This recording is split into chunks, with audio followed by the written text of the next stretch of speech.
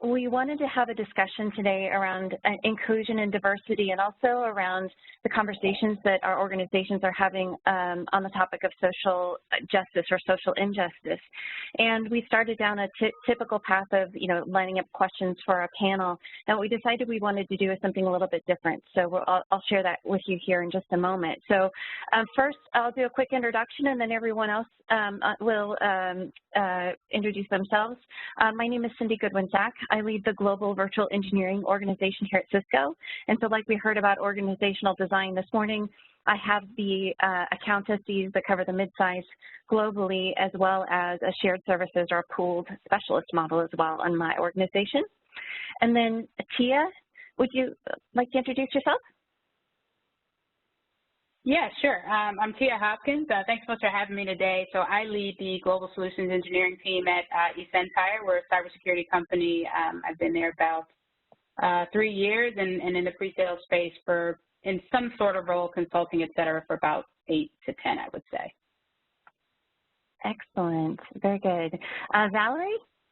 Yes, thank you, Cindy. So Valerie Wolloch, and I lead the commercial core solution engineers here at Salesforce. I've been at Sales for 14 years, so many different market segments and doing pre-sales. I just did the math, I can't believe, but 35 years pre-sales. Oh, wow. Wow, that's fantastic. Yeah. That is fantastic. Very good. Jason. Hi, everybody. Jason Warfield. I lead the solutions engineering team for the Americas at ThousandEyes, now part of Cisco. So I've been with ThousandEyes/Cisco for 2 years, and in the solution engineering domain for 20, actually. That's awesome. And Jason, I was telling everybody how happy we are to have you. And if you could integrate ThousandEyes into our home products, like into Meraki, that'd be awesome, because my home network keeps going down. We are working on it. I appreciate it. And just so everybody on the call knows, I've been trying to make James CEO of PreSales Collective for like the past 10 days, and so I finally got it on a slide. That's his mirror, but he is a co-founder. James? Thank you. Cindy's actually given me a bunch of promotions and titles this week, so I've been very thankful and appreciative of them. Thank you, Cindy. James Kaikis, obviously co-founder of the PreSales Collective. I'm also a sales leader at Salesforce, and I'm actually in Valerie's org. And I just want to thank everyone for being here. This is a very important topic for us, very important session, impactful session, and I want to thank the panelists for being here today and Cindy for leading the session. Excellent, thank you. All right, so I'm just going to set the stage a little bit, and then we're going to share some stories. So I've spent a lot of the last 6 years personally sort of examining aspects of gender in pre-sales engineering, and a lot of the interviews that we've done have been around the organization around inclusion and making people feel included. And as you can imagine, and you've seen, we end up with a lot of networks of people that are similar, and so that you create inclusion by connecting people who are similar. But in the summer of 2020, the world has changed. We're seeing it through a different lens, through the deaths of Jacob Blake, George Floyd, Breonna Taylor. It's changing the dialogue. And these conversations are entering the workforce, and it's something that we can't ignore. We have to find a way to embrace them. And so what I'm learning from this is that inclusion is very different than what I had perceived it before. And it's really an understanding all of the individuals around us. That's a little bit of the journey that they've been through, and allowing each other the space to have open dialogue. And so with that, we are going to take just a moment to walk in someone else's shoes today. We're going to learn some stories from some of the folks on the panel, and just to kind of get a different perspective and help broaden our worldview for all of us. So with that, Tia, I think you offered to share a story first. Yeah, we'll get right into it. So I thought it would be good to not just share, an isolated incident from, my career path or whatever, but just really sort of lay the foundation for how history or past impacts present, impacts future. So that's what I'll be going for here. Hopefully I'm able to keep it all together and it makes sense. But I was thinking about this conversation this morning, and one of the things that popped into my head that I was surprised I hadn't thought about in terms of how it relates to women of color approach their careers in general is that just given the history of Black people and some of the things that we've had to persevere, many individuals of color in general are raised to be seen and not heard. So, you know, you keep your head down, you don't make too much noise, you remain compliant. And while I think the individuals raising us intended those lessons in order to keep us safe, I don't think there was much thought given to the emotional and mental impact that it would have following us into our adulthood. So I'll stick a pin in that for a moment. But growing up, for me, I kind of straddled two worlds. I moved to the South when I was about 10 or 11, and I didn't really fit in anywhere because I was in gifted courses. I was always a little ahead in my studies. So I was considered an Oreo to my Black peers. So I was basically too white for my Black peers, but I was Black. So it's also too Black for my white peers. So that forced me into a place of like self-isolation where I just had to figure out how to be who I was on my own without any validation. And so that has helped me in my career because when I then get to the point of some of the things that I run into, like being told, you speak so well, or you should use your differences to your advantage. And I know things like that are intended to be a compliment, and the reason that I say sort of isolating and self-validation is helpful is because those things don't impact me the way it might someone that doesn't have the ability to compartmentalize those kinds of things. But with it being intended to be a compliment, what it actually translates into is, you succeeded and I expected you to fail, or you were awesome and I didn't expect you to be. And the question for me becomes, why is that?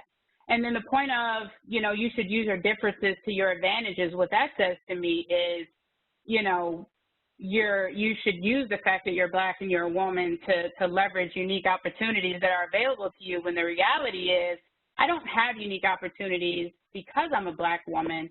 I have to claw and fight for everything that I have, and I became successful in spite of the fact that I'm a Black woman that had limited access to financial resources and came from a family where no one went to college before I did or completed college before I did, and many didn't even complete high school.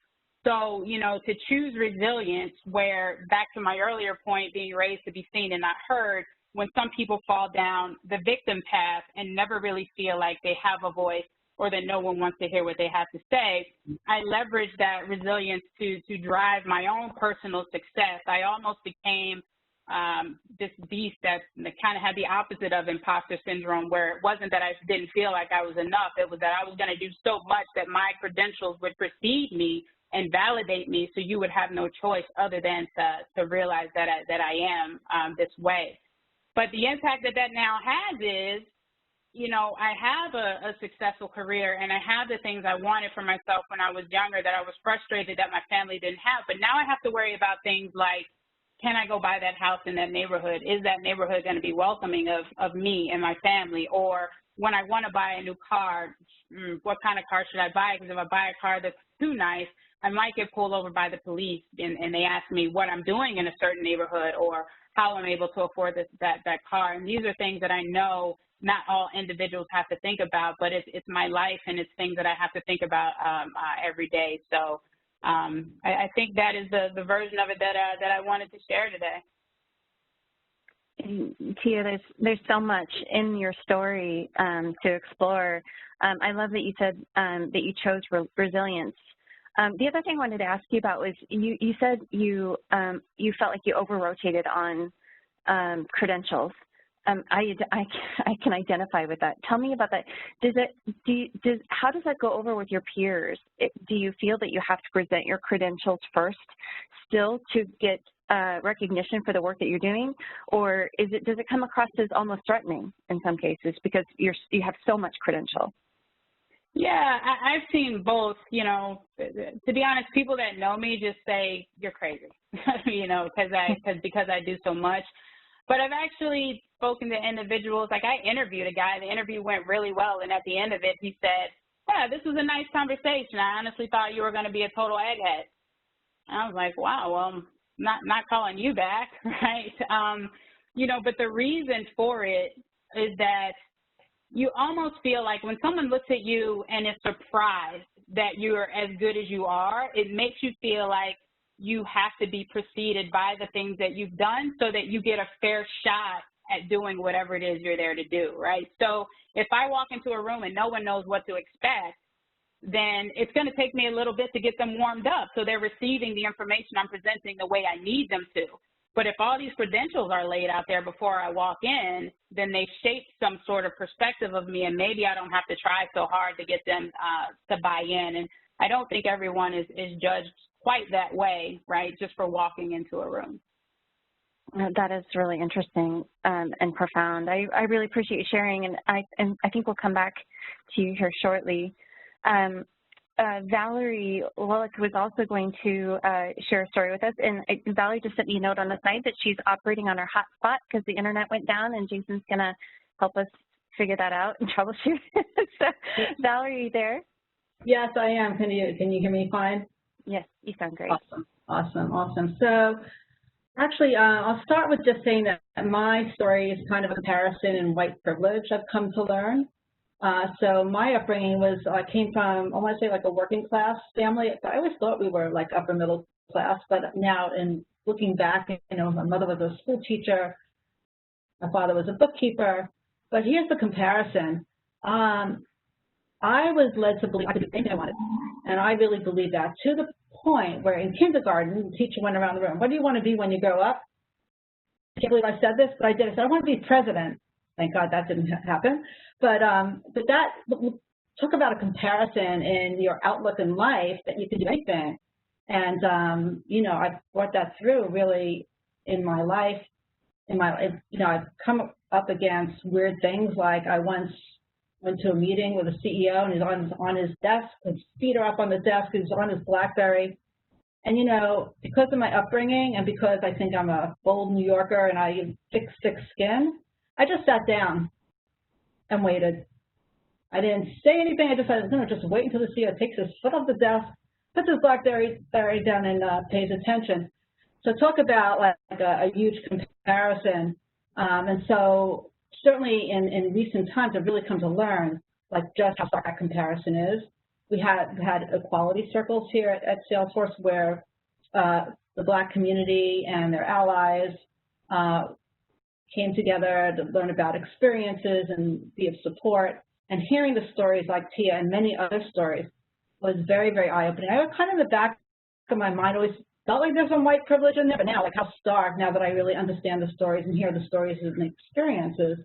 And so I feel very, very glad to know all that, to be even a stronger ally, a stronger supporter out there. I've been very involved in diversity and inclusion, mostly in women's group, also in Black community, in our workforce, ERG. But now I realize it goes beyond allyship. You really want to also become beyond that, be a champion, be a sponsor, not just a friend, and help like raise people around you. You know, I've always felt that responsibility, certainly for women, and now well beyond that. I was on mute. So that's so interesting, Valerie. And I know we had this conversation earlier, hearing Tia's story and then following that story, it really changes your perspective. You said earlier that you've been in pre-sales for 35 years. I think that is absolutely amazing, absolutely fantastic. And it feels like your perception of inclusion, your perception of diversity has changed recently. Has it been recent for you? Yeah, certainly a lot more, mostly around Black Lives Matter, like really delving into the experiences and really leaning into it in a much deeper way than I have happened in the past. So yeah, definitely it's been very impactful, and you know, really opening my eyes to the point where I read How to Be an Anti-Racist. I really want to lean into this in a much deeper way now that I feel like I have a larger understanding, and really, you know, help bring up the community. Excellent. And we still have so much to learn. Jason, if you can help us expand our mindset a little bit more as well by sharing a story. Sure. So for me, really, you know, my story focuses on the fact that it is different to be Black, both in America as well as Black, in a professional environment. So I grew up in a middle-class family in Jamaica, Queens, a mixed neighborhood, but 15 minutes away, there's a neighborhood, Howard Beach, where I knew I wasn't welcomed in. Although, ironically, one of my best friends from school actually lived in that town. And both my parents went to college. They graduated from Hampton. So education was always one of those things. It wasn't, are you going to school? It was, you're going to college. So that was just kind of, not even really a conversation. But one of the things I do remember my mom always focused on was, it's important for you to always understand that you are Black and you are a Black male. And that you will be treated different in certain environments. And for example, things like with the police. I remember when I was in 5th or 6th grade, the class was getting their fingerprints done. In the unfortunate event something were to happen, the fingerprints will be on file. And my mom absolutely refused to let myself and my sister get fingerprinted. And at the time I was kind of curious as a kid, didn't really fully understand it, but when you fast forward, years later, and you look at situations like, the conversations around social justice as it relates to the police or the perception of the police. And I know what it's like to be profiled. I've been profiled on multiple occasions. In one situation, I went to Georgetown University. A buddy of mine were out, downtown DC, no more than maybe 2 miles away from campus. We were trying to get home. We were trying to get a taxi. For any of you, that have, Black friends that are 35 or older, ask them what it's like or what it was like to get a taxi for Uber or some of these digital services. Multiple taxis would just, were passing us and we just wouldn't stop or would turn the lights off. So my friend stepped into the middle of the street, flagged down one of the taxis. He agreed to take us back to campus. We got in, dropped us off, paid him, gave him a nice tip. And as soon as we got out of the car, we heard the police sirens, and the police literally said, stand against the wall, license, registration. And we didn't understand what was going on. We asked them, what's the problem? Why did you stop us? Why are you basically asking us for identification? We're literally right outside our door at the dorm. And to make a long story short, they basically said, well, you obstructed traffic. That's illegal, and we're going to arrest you, or we're going to arrest your buddy. And I'm like, that's ridiculous. So you obviously were sitting there watching us this whole time. No issue with all the taxis that were passing us.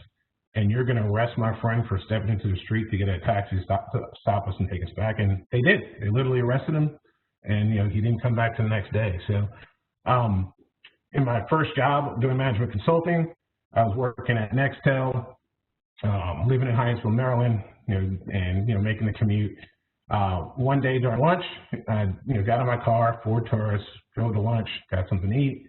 On the way back, literally on the same block I was working, I got pulled over. Not speeding, didn't run any lights. So the cop walks up and I asked him, why did you stop me? Well, actually, I didn't say anything initially. He walked up, license, registration. So I was like, may I ask why you stopped me? Like, just give me a license, registration. He's like, what are you doing around here? And I'm like, well, what do you mean? He goes, what are you doing around here? I'm like, well, what do you mean what I'm doing? He's like, why are you in this neighborhood? I said, I don't understand the question. So takes my license, takes the registration, runs it, comes back. And he proceeds with that same line of question, like, why are you in this neighborhood? And I'm like, what is that supposed to mean? Am I not allowed to drive around this neighborhood? So we're going back and forth. And I was like, why did you stop me? Right? I said, did I do something wrong? You write me a ticket? And he's like, what are you doing in this area? So finally, some of my coworkers come up and ask, what's going on? Are you okay? And he said, you know him? I'm like, yes, he works with us. As a matter of fact, he works right here. And he just gave me a license and said, have a nice day. So, I mean, I would just, challenge all of you to just take a moment to really try to look at some of these situations through different lenses, because I think the experience is very different. And then similar to what Tia was sharing, in a professional setting, I was actually in a presentation class. And it was a 2-day class, and we were going through kind of techniques, and we each got to present and get feedback. Great class, actually. Some really good feedback. The instructor was really good. The instructor happened to be elected personal friends and also chosen by the CEO of the company at the time. So we finished the class. I said, thank you, appreciate all the feedback. The class was really good. He invites us, there's about 10 of us out to grab a drink, grab a beer after the class, so we all go. And he's working his way around the room, and then he gets to me and he sits down. He's like, hey, you did a really good job. I'm going to, definitely let the CEO know. I'm like, well, thank you, appreciate the class. And he goes, so I want to let you know you're exceptional. I was like, okay, thank you. He goes, no, really, you're exceptional. And I said, well, thank you. Right? He goes, just very impressive. I was like, thank you. Where is this kind of going? And essentially, he was complimenting me on the fact that I was Black, dressed well, and spoke well. And I had to stop him. I said, look, I'm not exceptional. If that's the criteria you're using, let me assure you I'm not exceptional. There are a lot of Black professionals that are better educated than me, that are very successful, they dress well, and speak well. And I think, maybe the intent was positive, but I think it's also important to, in fact, reinforce the fact that, one, I didn't feel I was appropriate at all, and two, it's just factually incorrect. So, these situations unfortunately happen more frequently than a lot of people realize. But you also have to think through how do you respond to these situations too, especially in professional environments. And I think that's just the reality of some of the things that at least I've experienced throughout my personal and professional career. So Jason, thank you so much for sharing. There's so much there, right? There's just so much to absorb in everything you shared. I'd be curious. I'm going to come back to everyone because I hear a theme of confidence. Every single person that we've heard so far is confident and has stood up for themselves. You made a comment about responding to this in a professional environment, and it sounds like you responded in a really professional way to this presenter. I might not have been so polite. But I'm curious, what would you want if you were to see a coworker being treated similarly in a professional environment? What do you expect from your coworkers in a situation like that? I think the biggest thing is folks really need to speak up, right? Because a lot of this behavior, I'll call it, is allowed to persist. One, because folks either don't see it or more, usually ignore it. And it's not just as it relates to Black people, right? It's across the board. So I think first and foremost, folks need, if you see something, you do need to, say something and, let people know that, that's not appropriate, right? And I think, unfortunately, a lot of times situations like that get ignored or swept under the rug, or the only person that's left to try to address them is the person that felt offended. And if it's a situation where, environments where that kind of behavior is not only tolerated but is regularly present, it puts a lot of pressure on that individual to not say anything. And so I think it's important that there's just a zero tolerance environment that's created from the top down, from a leadership perspective, that permeates through the organization. I really appreciate that. I appreciate that. That's great. I'm going to move to James. James, is it Kaikis? Yes, Kaikis, sorry. James, and James, it's going to be super tough to follow those stories. I know it is, but I know you can do it, and that's why I promoted you to CEO. Thanks. Congratulations, James. Thank you, guys. I really appreciate it. I got to say, start off, I don't feel comfortable talking right now, honestly. My hands are sweaty. I'm kind of tense, and I'm not usually like that type of person. And having this session was really important to me and others in this executive summit. But Cindy asked me to get on the panel, and at first I said I didn't want to. But then the more I thought about it, the more I thought that I need to get on this panel because I continue to try to learn as much as I can.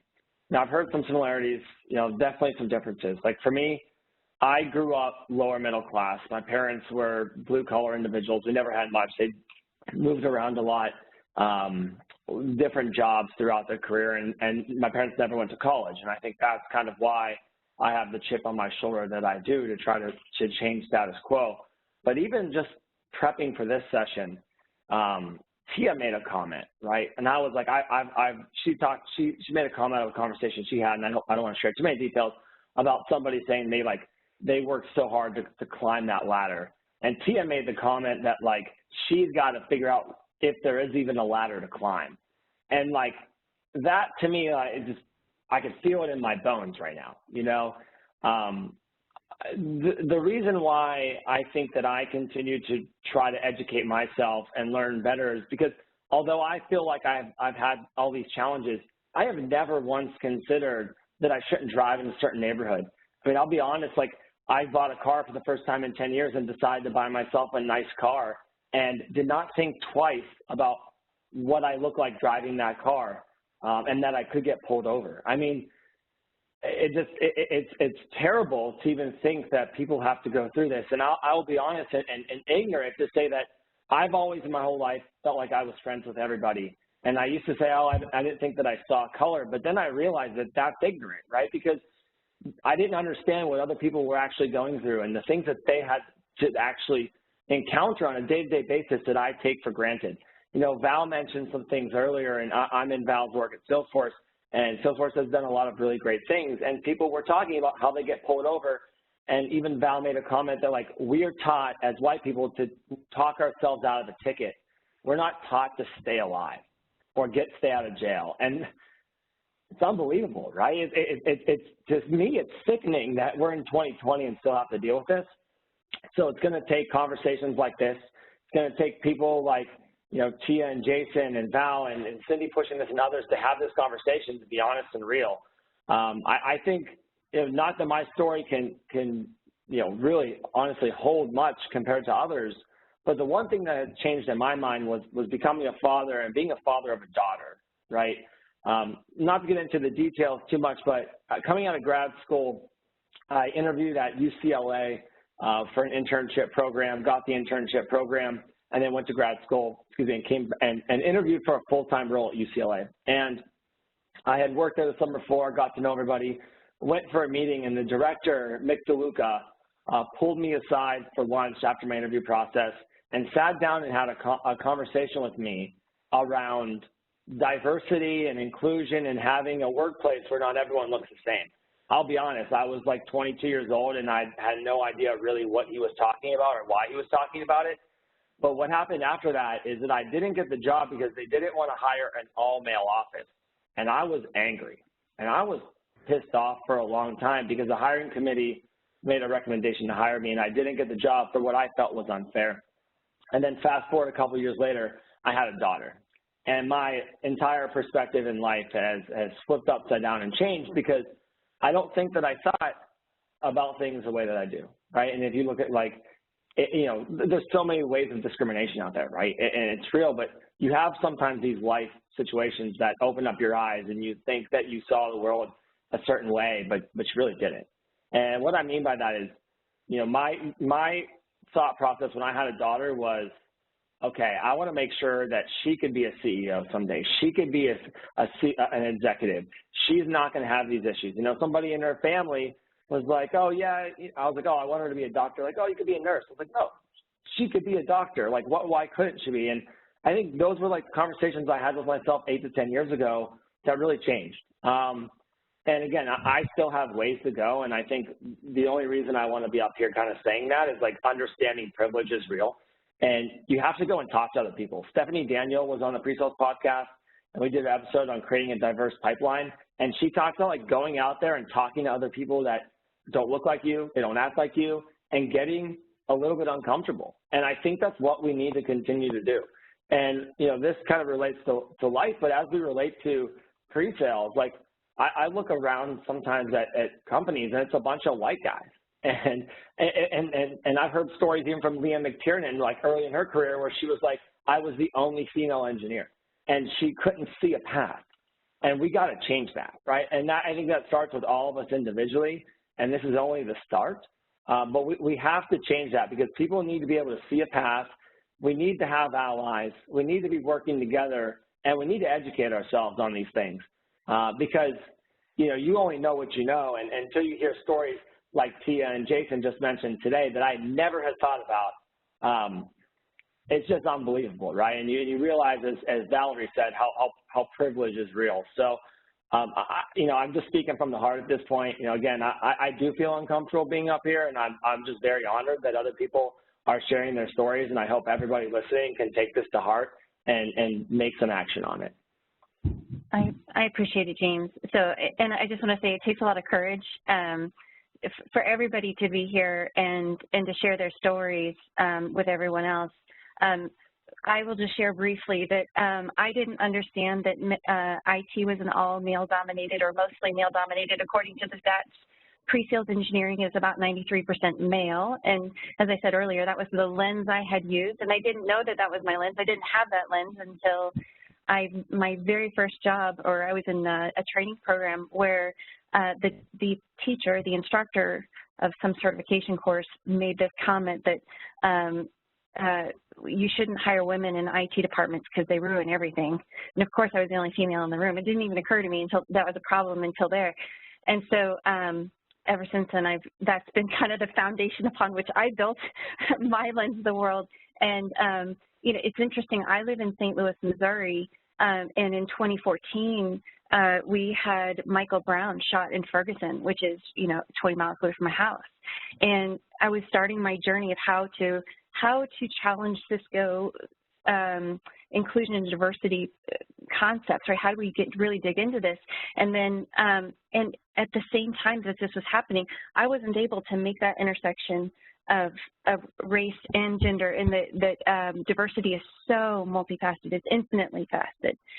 And so I do believe that the events over the summer have opened our eyes globally and allowed us to have a conversation like this that makes us uncomfortable. I think my hands are a little sweaty too, James. But it takes courage from all of you to share. I wanted to dig into something that I mentioned earlier, and I'm going to start with Tia and Valerie.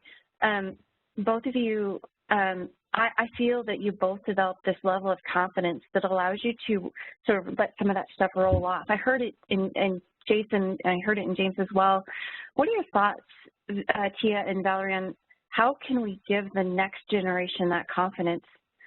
How do we help them get there without them having to go through quite the, I don't know the treacheries, but the challenges that you had to go through? Tia, do you want to start us off? Yeah, sure. I actually started small with it. I felt like I needed a mentor. Someone needed to be a representative of the fact that it's possible. It's hard, but if you continue to push, you can do it. And then I got to the point where I felt like, mentoring one or two people at a time was not going to make enough of an impact. So in doing my part to be the change that I wanted to see, I actually started a nonprofit organization that is aimed at enabling or empowering women of color to be successful in cybersecurity careers, called Empower Her Cyber. And so for me, that just elevates my ability and other professionals to say, hey, we're here, it exists, it's possible. Because if I'm looking to do something and I don't see anybody that looks like me doing it, then I'm going to feel less confident in my ability to do so. And this goes all the way back to my comment around being raised to be seen and not heard.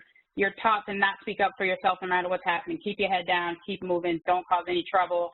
And that follows you. So when you share an idea with someone and they steal it and present it as their own, well, you don't want to cause conflict because you don't know if you're going to get the support because nobody else looks like you, right? And so these are real problems. But anyway, to get back to the point of confidence, something that I carry with me is that confidence has no competition. And I think the challenge, though, is that often confidence is mistaken for competence.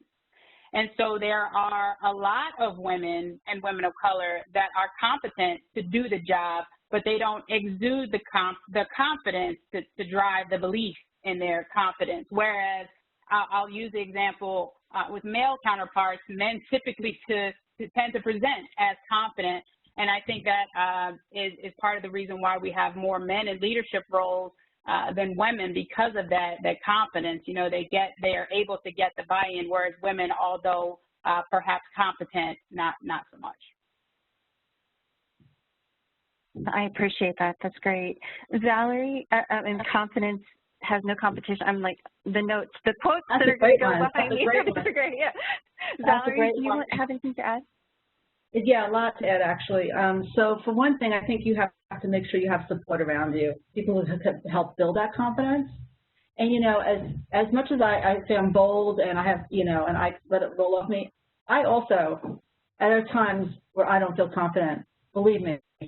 Even to, like they say, like, you're not growing if you're always feeling comfortable. You know, it's an uncomfortable confidence thing. So first thing is I think you need people around you to support you, feel like you can do this. And then the second element is you got to fake it until you make it, right? So, I mean, I walk around sometimes with imposter syndrome. I mean, 35 years, I've been a leader a long, long time, so it just gives you an idea. So sometimes I walk in, I'm like butterflies. I'm like, okay, I'm a leader, fake it till I make it, you know, and I go in there with my leader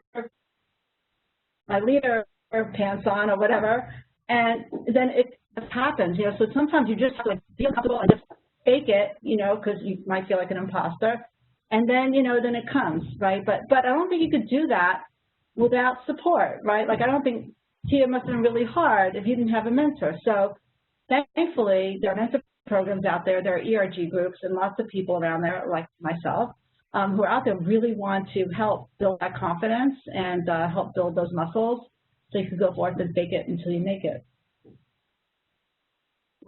That's awesome. Thanks. I appreciate that. And my next question is for Jason. Jason, I'm curious, you and I had a conversation, a week or two ago about having this dialogue in your organization.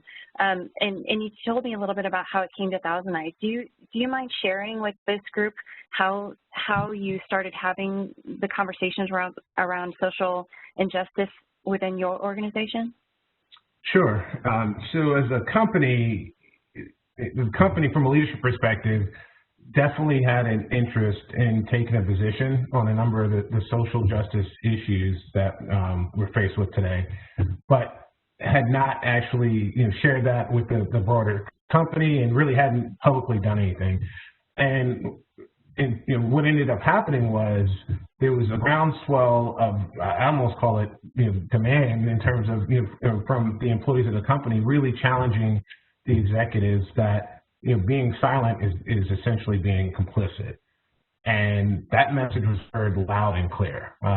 So it really inspired, I won't say inspired action, because I feel like we were going to take action, but it inspired urgency to take action. And led to, you know, both, you know, the company taking a public position, as well as, you know, creating forums for conversations internally, and then really, you know, for the first time, at least in my career, you know, making a dedicated commitment to drive a more diverse talent pool, if you will, and, you know, commit to measuring that. Because I think I've been parts of many initiatives to drive more diversity and hire more women and hire more people of color. But one, if it's not measured, then, you know, ultimately it's probably not going to lead to results. And two, if it doesn't really have executive buy-in and support, a lot of times, you know, the focus fades over time. And as part of that, I was asked to participate on a panel to, you know, just share my perspective, but also some of, you know, my experiences with you know, the company and the team. And one of the things that came out of that was, I offered, I said, look, I'm happy to have this conversation, you know, in a more one-on-one intimate setting for anybody that's interested. And I actually had probably a dozen or so folks reach out and have, you know, really candid conversations around a number of different topics. So I think, you know, the dialogue is a big part of it, but you have to create an environment and forum that really fosters that. And then specific to me and you know, the team I'm responsible for, for us, you know, one of the things we are, you know, critically focused on is creating a more diverse pre-sales team. And, you know, the whole, to me, it's an excuse to say the talent's not there. It's too hard to find, you know, women. It's too hard to find diverse candidates. So as opportunities open up, we make it basically it's a requirement that we create a diverse talent pool. We're still going to hire the best talent for the role at the time, but we make a concerted effort to create a diverse talent pool so that we're putting ourselves in the best position to ultimately drive a more diverse outcome over time. That's great.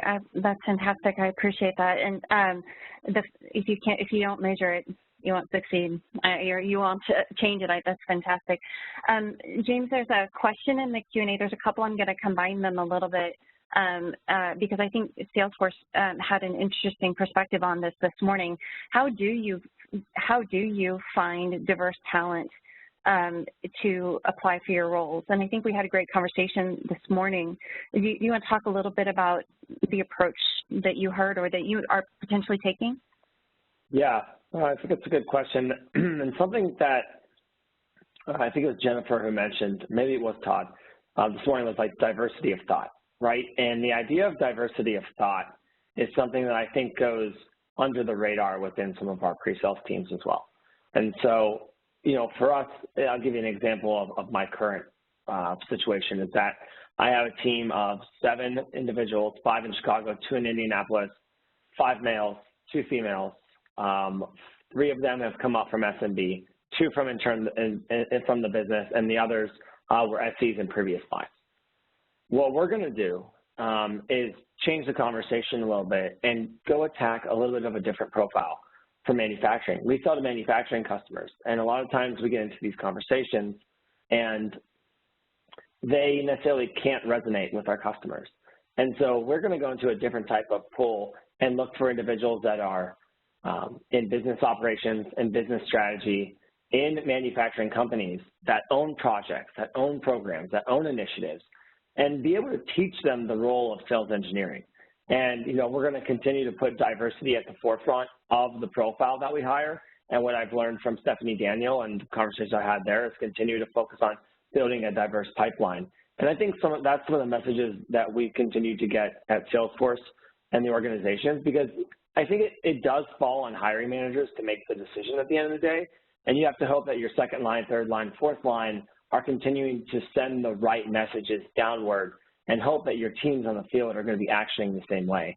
So for us, in my current situation, we're hoping to take some people from that wouldn't necessarily be the fit for this role and bring them into our organization, because we've seen a couple of people that have this profile be wildly successful, even though so many people are like, oh, that person doesn't know the product, or they don't know Salesforce, or they don't actually know A, B, or C, but they could be taught that. Yeah, just adding on to that, James, you know, we are requiring all our leaders to take like inclusive hiring, inclusive promoting, inclusive, all kinds of inclusive practices through Trailhead. And it's definitely having an impact, like taking a look not at what makes you comfortable, you know, take a look at your bias. And really, it's pretty cool, actually, front and center right now. And I think it's going to make quite an impact. We're also holding ourselves accountable to the data. The executives now get scorecards. They actually, and we're transparent, we're actually publishing on our website, you know, the numbers.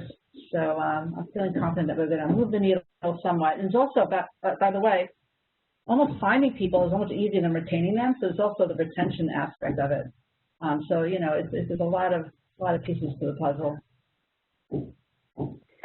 Yeah, so, and I'm going to add into that one because that does seem to be a big topic in the chat and the Q&A. And I'm going to actually, Tia, I'm going to throw one your direction, at least this is along your lines. So one of our leaders, one of my security leaders in Europe participated in a cybersecurity recruiting event.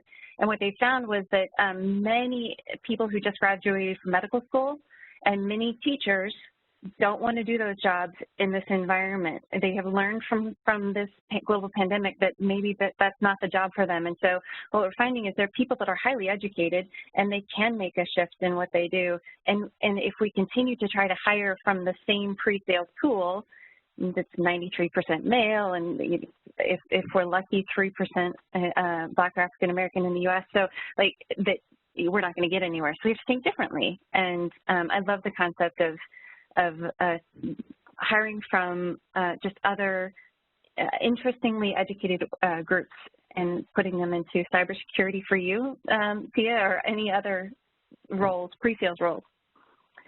So I feel like we could go so much more deeply into this topic. I know we could. I know we could do that. But we do need to close here in a few minutes. So what I wanted to do is share some resources and put in a plug for a conversation we're going to have tomorrow. So a few books that have been shared with us to help broaden the minds. Valerie and I shared a couple of books that others have shared with us on how to think differently. There's some resources. We'll put these all in the follow-up for you so you all have access to them to read. And then really critical is that we elevate our peers, and TIA's organization is one of those that we want to highlight as an organization that's empowering women of color for success in cybersecurity. TIA, so excited. Thank you for joining us. And then before I turn it over to back to James, I just want to put in a quick plug. Tomorrow we are going to have a conversation on how AI and ML and basically automation can perpetuate bias. So Jason shared with us profiling concepts.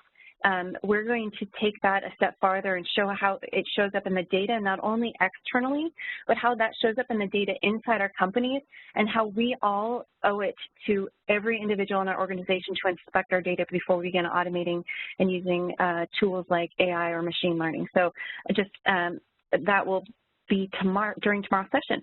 So with that, thank you again to all the wonderful, courageous, and talented leaders who shared with us today. All right, thank you for moderating the panel. Happy to do it, happy to do it. Let's see, James, are we handing it to you or are we handing it to you, G? You can hand it to me. So again, Excellent. Cindy, thank you for leading that. Tia, Jason, Valerie, really appreciate you sharing your stories here. As I mentioned in the chat, again, this is a start, right? Having this conversation, I hope that you take what you've learned today and heard today and do action on it. We with PreSales Collective, we are focusing on the Slack environment that we do have, and so we have a diversity and inclusion channel within the Slack that we'd love to continue the conversation on. It's not just for leaders, it can be for anybody, so please help us there.